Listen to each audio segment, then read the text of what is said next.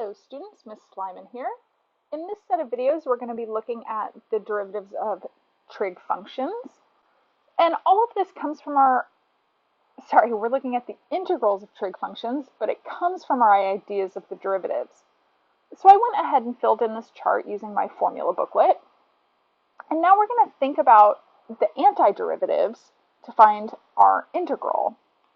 So if I want the integral of sine x dx, then what I'm really thinking about is what function, when I take the derivative of it, would I get back sine?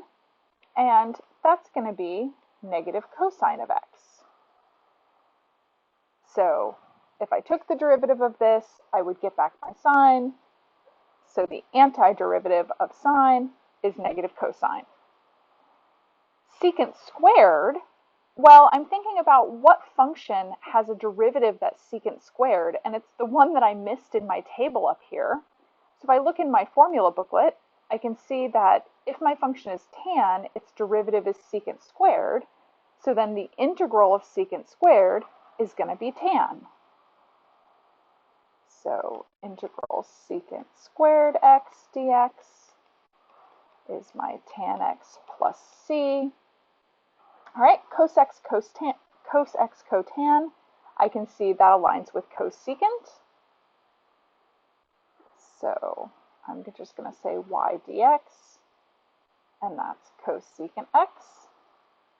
Secant tan lines up with secant.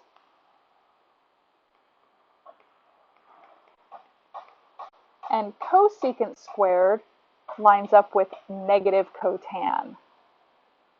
So integral of cosecant squared x dx is negative cotan x, again plus c.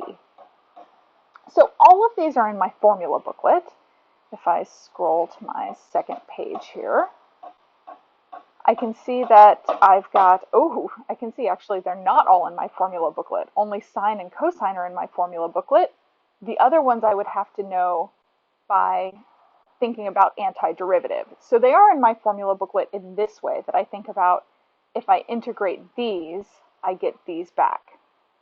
In reality though, we don't often end up seeing ones that are so straightforward, and instead we're going to have to apply some of our math. So we'll look at that in the next example.